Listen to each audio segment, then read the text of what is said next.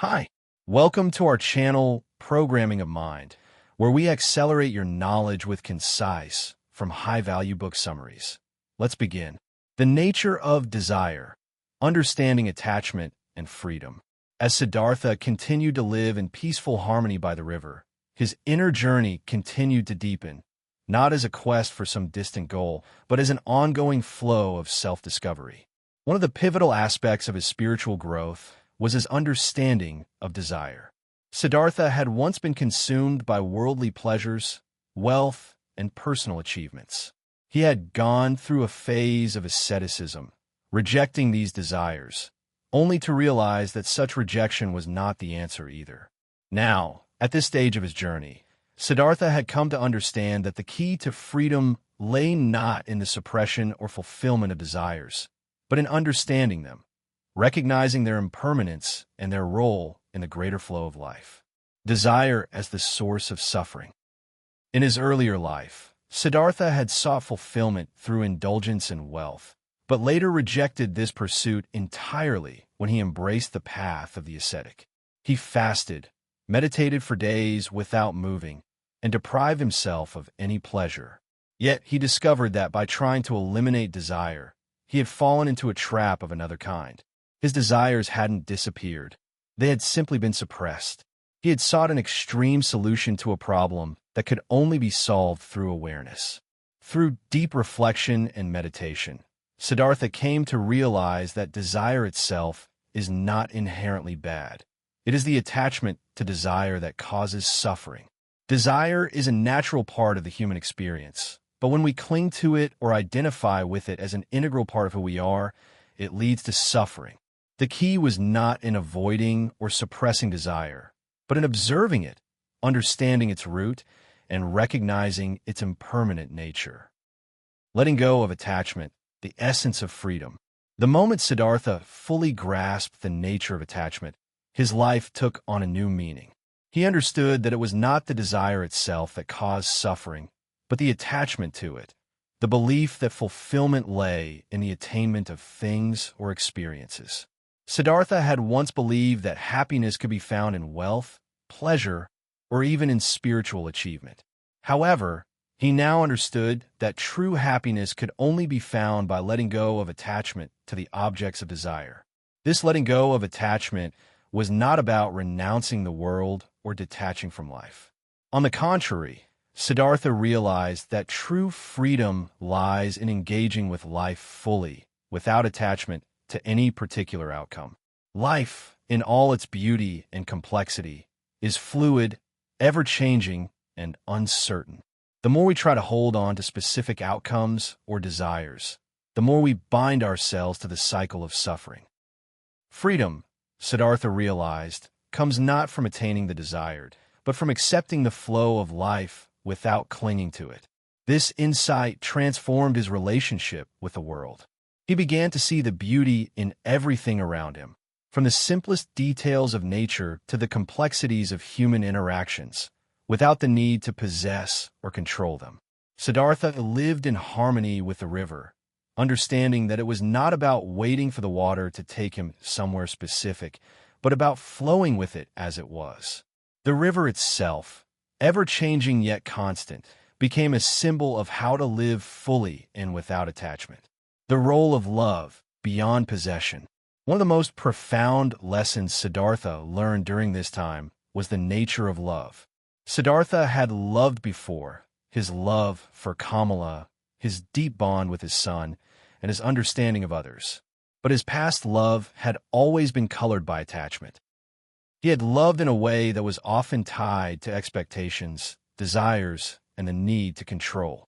Through his spiritual awakening, Siddhartha came to see that true love is not possessive. True love is an expression of compassion, a recognition of the other as they are, without the need to change or own them. When Siddhartha reconnected with Kamala later in life, he was able to love her in a new, profound way. He did not seek to control or change her. Their bond was no longer rooted in the pursuit of personal satisfaction or pleasure. Instead, it was a deep, unconditional love, one that was based on mutual respect, understanding, and the recognition of the impermanence of life. Their relationship was not about attachment or desire, but about acceptance and mutual growth. Siddhartha had transcended the idea of love as something to possess, and instead had learned that love, in its purest form, is simply an open-hearted sharing of being. The challenge of relationships, the dance of independence and unity. One of the greatest challenges in Siddhartha's spiritual journey had been navigating the dynamics of relationships. From his early years as a young Brahmin to his time as a lover and ascetic, Siddhartha's relationships had always been shaped by desire, attachment, and the search for fulfillment. But as Siddhartha grew in wisdom, he began to see that relationships, like all aspects of life, must be approached with balance. Love cannot be about clinging, controlling, or expecting fulfillment from another person.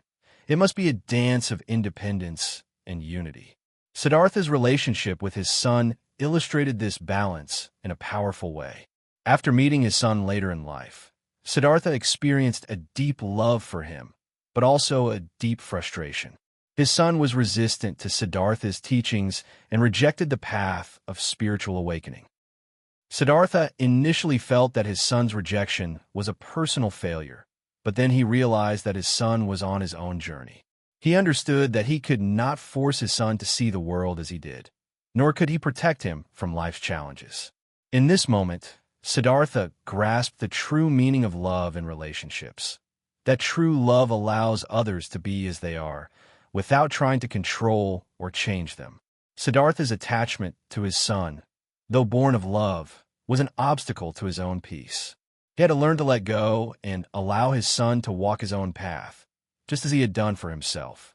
True love, Siddhartha learned, is about allowing others their own freedom to grow and evolve, without attaching to specific outcomes or expectations.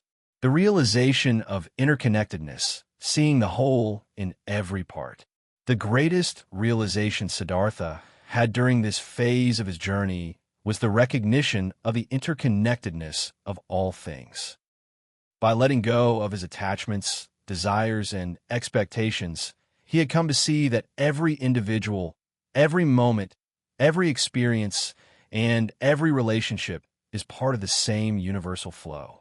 He had once believed that enlightenment could only be achieved by separating himself from the world, by renouncing desires and the distractions of life.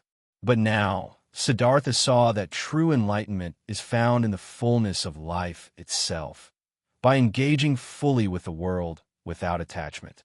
Siddhartha began to see that the world was not something to be transcended or escaped. The key was not in detachment, but in deep engagement. He recognized that all of life, with its contradictions and complexities, is part of the same greater whole.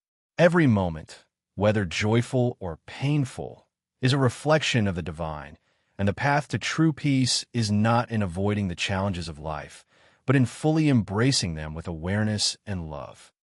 Siddhartha understood that life, much like the river, is in constant flow. There is no separation between the material and the spiritual, the mundane and the sacred. All things are connected in the vast web of existence. To experience true freedom, one must stop seeking to control or possess life and instead flow with it. A real-life parallel, freedom from attachment. Siddhartha's understanding of desire and attachment resonates with the experiences of many individuals who, through personal reflection, come to understand the nature of true freedom. Take Laura, for example, a successful woman who had always believed that her happiness would come through career achievement and material success. For many years, she worked tirelessly to reach the next level of her profession, believing that her desires and accomplishments would bring her happiness. However, as Laura progressed in her career, she found herself feeling more unfulfilled than ever. She realized that her constant striving for more success, more recognition, was preventing her from experiencing the peace she longed for. Eventually, Laura decided to step away from the rat race and focus on the present moment. She began to let go of her attachment to external achievements and focused instead on nurturing relationships, being present with her family, and pursuing her passions without expectation. In time, Laura found that her happiness did not come from accumulating more. It came from letting go of her attachment to success and embracing the simplicity of life as it was. Like Siddhartha, she came to realize that true freedom lies in releasing the need to control and allowing life to unfold naturally. Thank you for listening, and please like the video and subscribe for more great upcoming content that will put you in top 1% people in the world.